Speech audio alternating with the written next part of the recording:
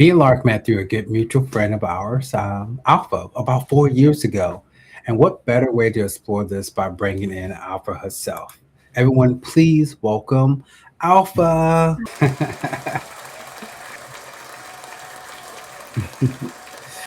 Welcome to the podcast, Alpha. How are you? I'm good. How are you? We're good. We're good. Alpha, welcome to the podcast. We're so excited to have you on. So, for anyone who doesn't know, you got me into Fortnite. You asked me if I wanted to play Fortnite because Zero Build was coming out. This was 4 years ago, 5 years ago. And I was like, I had been wanting to play Fortnite Zero Build, but I had no one to play it with. I was like, I'm not going to play this game by myself. And so you invited me to play, and I was like, heck yeah, let's do it.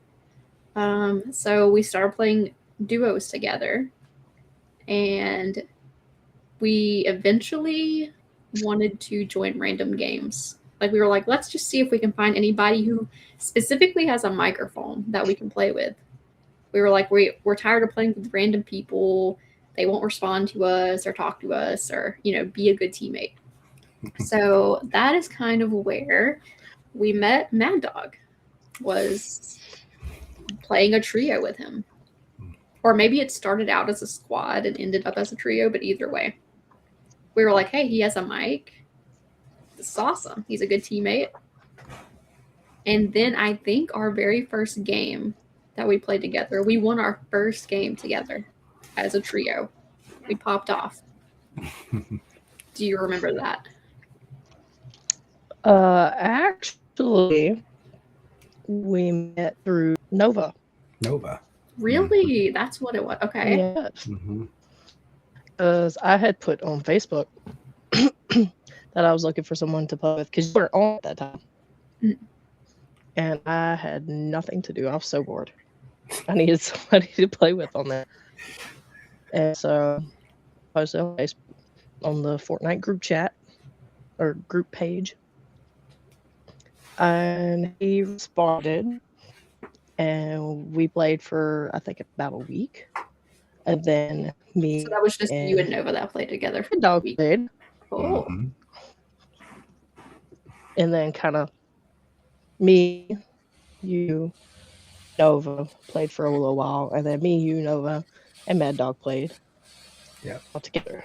See, I didn't remember exactly how we met, but this makes sense now. I think, it was you and Nova and me and you playing. And then, of course, here, I think you introduced me to Lark. And then we started playing. And then I think we all four got together and played a couple games. And then it went down to just being the three of us playing. So, okay. It's crazy how that works. It was crazy. And then it wasn't one game that we won. It was back-to-back games, like 3 in a row, from what I remember. It wasn't like it was. Like the first one, we were like, oh my God, we just won our first game. Then we won a second one. Like, and then I'm pretty sure a third one. Which was crazy. So it was great chemistry from the start. So it worked out. Okay. So that was 4 years ago. Yeah, 4 years ago. That's crazy. It does not seem like it. 4 years ago, would you have ever thought we would be here doing a podcast together? I never would have guessed. Ever. Ever. But here we are. Like I said from the beginning. Go ahead. You're welcome. Yes, thank you. Thank you for introducing us. We do appreciate it. I guess the question of the day is, how long have you two known each other? Very long time. Our whole lives, since we were in the garden. No, I think it was before that. We grew up in the same area. My dad was like best friends with her dad. Yeah. And always coming over. She was always coming over all the time. And then we went to school together. And yeah. Okay. Wow. Yeah, basically our whole lives. Okay. Almost 29 years. 29 years of knowing each other. Okay, that's some serious friendship right there. Sure is. I know that you two have a lot in common, and which is great. But me and you actually have a little bit in common as well, not just gaming. We're both parents. And I do want to ask you, with you being a single mom and raising a boy, what are some struggles that you face, and what advice can you give to other struggling parents or moms out there who's raising someone of the opposite sex? Have lots and lots of patience. Okay. And if you have a only child, you will be, and I cannot exaggerate this, you will very much so be the only source of entertainment for said child.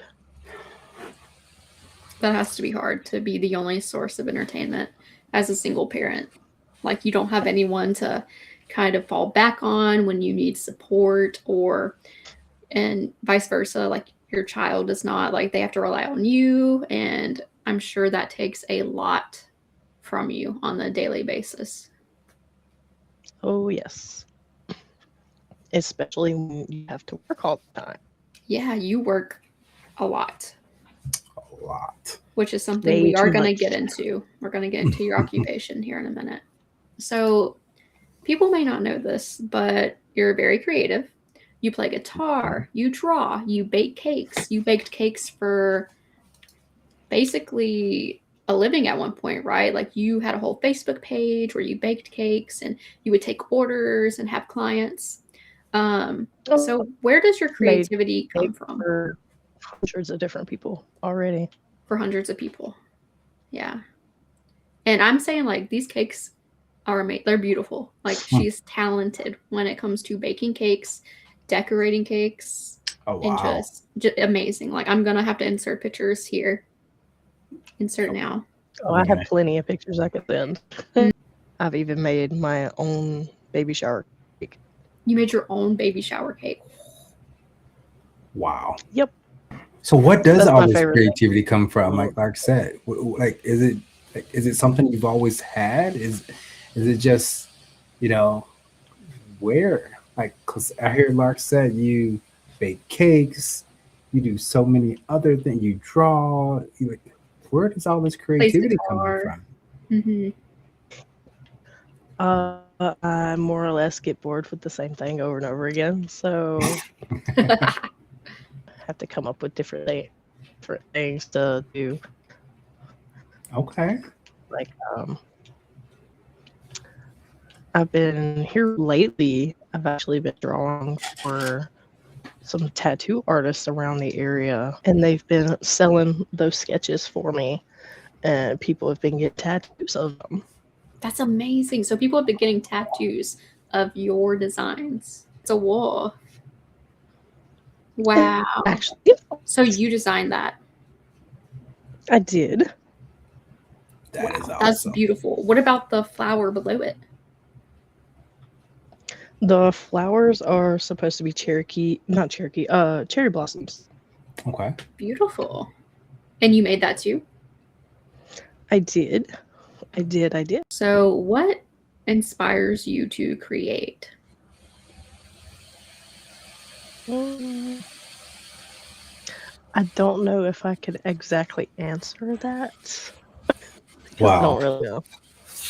Well, you definitely create because you created this for me and sent it, as you guys can see. Pika pika. Yeah, so she created that and surprised Maddog with that painting of Pikachu that she made and mailed it to him. And he had no idea what it was or that he was getting that. So my child loves this, by the way. Thank you. He does. Yeah. Both of them do. Like, I got it signed and dated by you, everything. So both of this. Like, that's why I had to put it up in my man cave, because my little boy and my little girl like, Daddy, can I just play with it? I'm like, no, this is not something you play with. I'm sorry. It's just not gonna happen. Oh my goodness.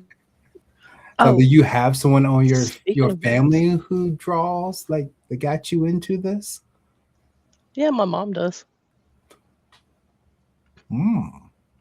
Is she better than My you? mom. My mom's good at drawing like cars. Okay. Ooh. It's kind of one of her specialties is drawing cars. One thing I am not good at doing is drawing people. I'm still learning how to do that.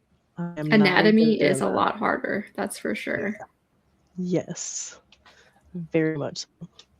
And then it's like, even if you draw the eyes perfectly, if you gotta set them a certain way, or even just a tiny bit off, Yeah, it it's can look gonna look. wonky so fast. Oof, Mm, it doesn't Okay. take much. You have to kind of be a bit of a perfectionist when it comes to drawing people, for sure. But yeah, she draws. And, I mean, she hasn't drawn anything lately, but and she used to make cakes for church events. So she also made cakes. Yep. Wow. So you get a lot of And I just creativity kind of from your took mom. it one step further. Yeah. As parents, I guess that's all Then- we can ask for is, like, well, if we got some kind of creativity in us, we hope to pass that on to someone else, and a child, especially, even now I see my little kids drawing on the table and stuff and their little pictures. I'm like, man, you're actually pretty good. But I'm shocked. So I get that 100%. I just recently started making these little characters out of yarn. Out of yarn. And yes. Ooh. And I made my little boy a Ninja Turtle. Wow. We got to see If that. I can find it. Take a wild guess. Raphael. I was thinking to say the same thing, Raphael. Let's go. Oh, yes. That is awesome. That is cute. Wait, let me see the back again. Oh my God. You made that. That's freaking cute. What in the heck? That's adorable. It's little eyeballs, plastic. That is But the rest crazy of that it you is did that. completely yarn. So is that It's so considered crochet? Good question. Wow. So you crocheted that by hand. How long did that take you? It took, oh my God, it took forever. He is bet. obsessed with it. I bet he loves it. Something that his mom made for him. He's going to love that forever. And he's probably gonna pass that down too. Yeah.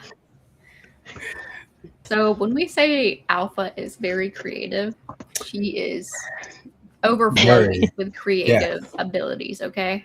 Yeah. Did I hear beginning that you do Guitar. guitar as well? Are you telling us that you sing? Or what music talent? Where did this music come from? Muy poquito. Un poquito? Ay, Dios mío. Hey, I have 4 guitars. 4 guitars. 2 of them are electric, and the other 2 are electric and acoustic. Ooh. What would be your favorite one? I will show you. Okay, I'm down. Yeah, show us. Show. We would love to see. Oh, it's beautiful. Let's go. That's gorgeous. I like Is it that. cherry sunburst color. I don't know if you can see it too well, color wise. And it's a Gibson, Ooh. one of my favorites. And like I said, I don't have any strings on it right now because I'm about to change out these dots. Okay. They're called inlays. So I'm about to change the neck on this. It's gonna have like some pearlescent inlays that go across instead of just a dot. That's gonna be really pretty. Yes. Okay. And I got more. Let me put this one up. So that means you're gonna have to come on and actually play for us next time, right? That's what I'm hearing. That has to happen. I will. You might be our intro to Smiles Up with Struggle. Hey, yeah. Imagine she learns happy people. Oh, And this is my favorite acoustic. Okay. Ooh, it's blue. Blue and black. Oh, I like that. It's a acoustic electric. So you got the little dials right here, and it's got a built-in tuner, and it's a Fender. This is my baby, my baby. I love this one. Now, when it comes to music, do you read notes, music notes, or is it just something you hear and you can just pick up on after a couple of times of playing? A little bit of both. It really depends. Depends on how complex the song is. Mhm. Like, I would say I would play it right now, but I have Please to do. first. Tune it. As you guys can see, we about to get a special treat from Alpha playing the electric guitar. Something was not planned, but we're always down to listen. I'm only play like one little bit of a song, Okay. and that's it. Okay. I love this song.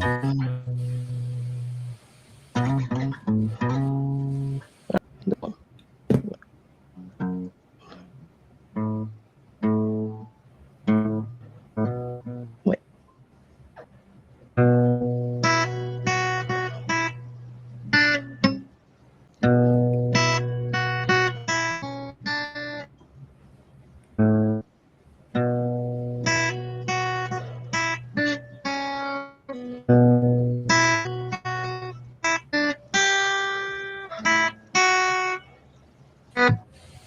Yeah, it's been a while since I played it.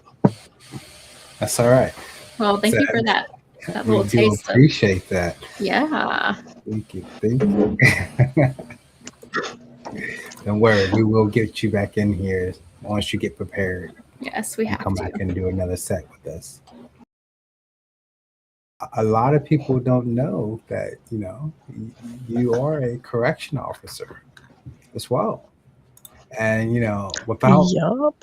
trying to get too much into politics and, how the ICE agents are kind of treating immigrants and everything like that, can you just kind of talk to us a little bit about your struggles with facing being a correctional officer? Like, with everything that's going on and, you guys are kind of going through it right now. So what kind of struggles are you finding yourself facing with that? A lot more than most people realize. Like, not only is working as a correctional officer kind of a health hazard, Mhm. I guess you could say, because it can be dangerous at times, for sure. Mhm. But it also helps building relationships in a way. Like, between the officers and the detainees, you have to have some kind of balance Mhm. between the two. You have to respect them, they have to respect you. And it's just kind of the basics there. And I, being a sergeant Mm. at a correctional facility, I over one unit which houses 400 detainees. So I'm responsible for all 400 of them, along Goodness. with the staff who works in that unit. Dang. So you're responsible for everybody there. Wow. Yes. That's a big responsibility for sure. Coming home and like has a young one and then you have to go to work and dealing with 400 detainees at the same time and oh man, I could not even imagine right at the moment. And don't get me wrong, my family's military as well, but going through what you guys are going through right now, I wish you the best. Stay safe. Your child definitely wants you home every night. So, Mhm. and I know being a correction officer, not just a sergeant, but you're a female sergeant correction officer. So that has to be like 10 times more pressure, more struggle, you know? Yeah, a male career, and a lot of the males look down on female officers, sergeants, such and such. Um, they basically look at us like they are more superior Mhm. Mm. to us. When, in my opinion, most of us female sergeants and officers are a lot better at our job than they are because they get more emotional, irrational. Uh, Mhm. they get angry very easily. More like hot-headed. Yes, Yeah. and they let the pride and ego get to themselves. Mhm. Yes. And like within my unit, they do not like male officers, which is the funny part. Oh my Uh, goodness. Yeah. considering most of these guys came from places that they do not respect women, Mm. I see. but they respect me, That's good. which I don't know how I feel about that necessarily. Like you said, like you must have been able to cultivate some sort of respect from them to have them, literally, have your back and take things from other detainees when they have things they shouldn't have, like you told me Mhm. about Yep. previously. You can share that story if you Right. would like to. Well, one detainee had what we like to call a shank on the tier, which our tiers are like hallways. It houses up like 48, 50 people to one tier. It's all open. There's no individual cells. You literally, when you go down it, you're in the middle of all of them. Mm. And so instead of me going down one of these tiers to go get this shank, one of the guys, he is he was huge. I mean, like almost 7 foot tall. He is buff.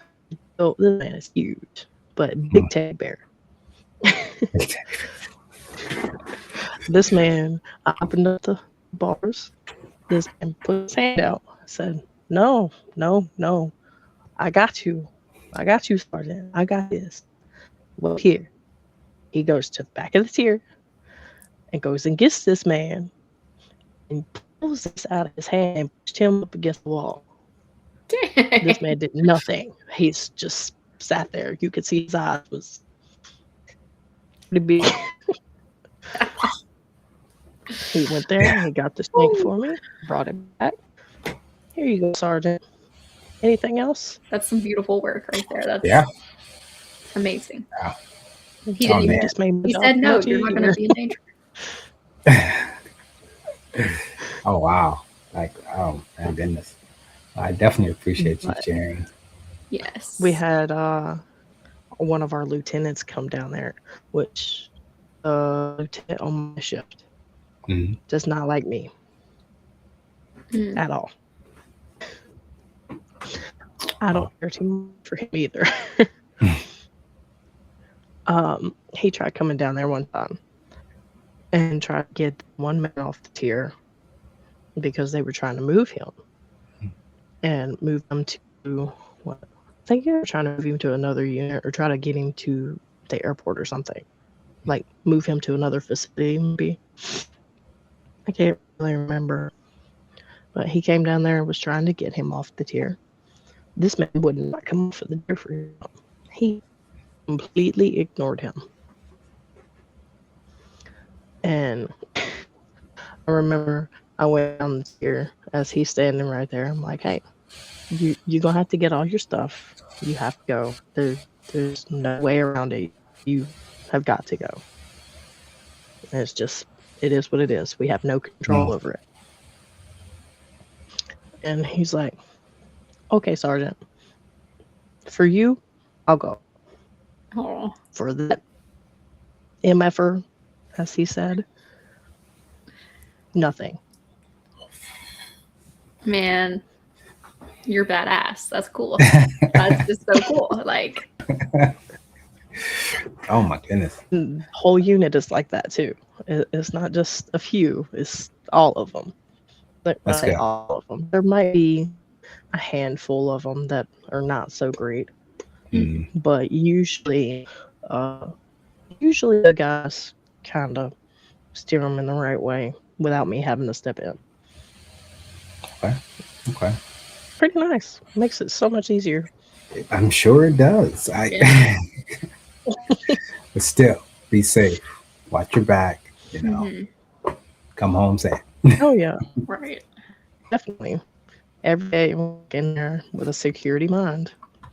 You view things differently Mhm. outside of places like that too, because you spend most of your time And in between concrete walls and barbed wire fences and looking at everything, looking at everyone, watching everybody's move, and you basically have to be walking on eggshells Mm. all the time. So when you leave there to come back outside to this, you're still kind of doing the same thing. You're Still in that kinda mindset. walking on eggshells. I see. High stress, high intensity, and you're kind of in that even when you go home, even when you're not at work. Yep. I can see that taking a couple hours to wind down once you get home, just to get through the day. Yes. Yeah. And some days when I get home, because I work nights, when I get home around like 8 something. And sometimes I just pass smooth out. Yeah. As soon as I come to that door, I don't change. I go and lay on the bed, I am out. Gone. It's just some days it's just that rough. Oof. Thing that's been happening on the news, it's not making any better. I'm sure it's not. As we conclude, is there any advice that you would give to people out there listening to this podcast? Any words of advice that could help them when they're struggling or facing a challenge? How do you face challenges or struggles? Like, what is something that helps you from day to day? Great question. Well, I have problems with time management, so I have to set alarms for everything now. I set an alarm from when I wake up to what time I leave, to set an alarm from me stopping something to eat. Even to get On the something way to to eat. work? Oh wow. Yes. Wow. 'Cause So a constant reminder for you is something that helps you to remember even something like eating, having an alarm on your phone go off. I think that's a very valuable piece of advice, because I know there's probably other people who also struggle with time management and keeping up with, like, even remembering to eat can be a huge things that people forget to do. Sure. Just constantly busy. Don't even have the time to sit down and enjoy a good meal. Right. Yep. I don't know about Lark, but I definitely appreciate you coming on. Like Yes. you share some light inside your life for us, and this will not be the last time you're on, right? That's right. Yeah, we are going to bring her back, guys. She's going to play some beautiful tunes. Well, thank you for coming on the podcast. We appreciate you being here, coming on and joining us, and letting us ask you a bunch of questions. Yay! Thanks again, Alpha. You have a good night.